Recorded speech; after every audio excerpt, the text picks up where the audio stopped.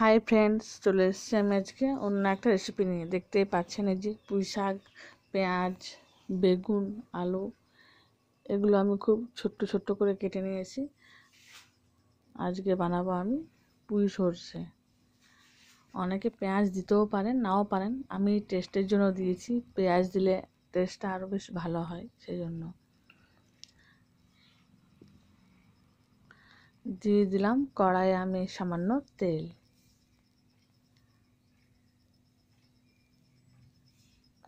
আর দিয়ে দিয়েছি 5 ফোড়ন। এরপর আমি আলু, বেগুন, পেঁয়াজ, পুঁই শাকটাকে দিয়ে দিলাম। যারা পুঁই শাক খেতে একদমই পছন্দ করেন না, তারা অবশ্যই এই রেসিপিটা একবার করে দেখবেন। খেতে কিন্তু অসাধারণ লাগে।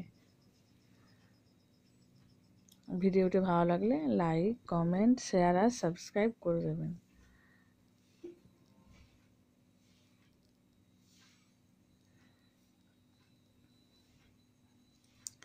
দিয়ে দিলাম আমি আন্দাজ মতো নুন। এরপর ভালো করে আমি এটাকে মিক্স করে নিচ্ছি।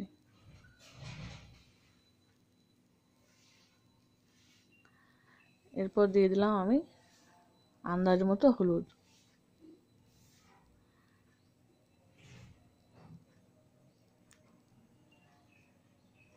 আর দিয়ে দিচ্ছি সাথে দুটো আমি কাঁচা লঙ্কা আর 1 চামচ ধনে জিরের গুঁড়ো।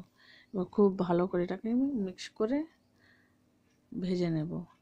এটা কিন্তু চটজলদি হয়ে যায়।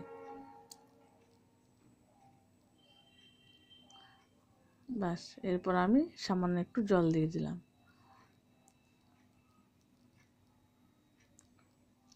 দেখুন সেদ্ধ হয়ে গেছে। এরপর আমি সর্ষে বাটা দিয়ে দিলাম এর মধ্যে।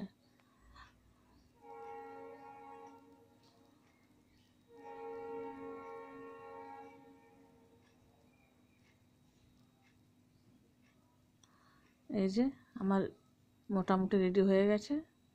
এই যে হয়ে গেল আজকের রেসিপি আমার পুঁই সরষে।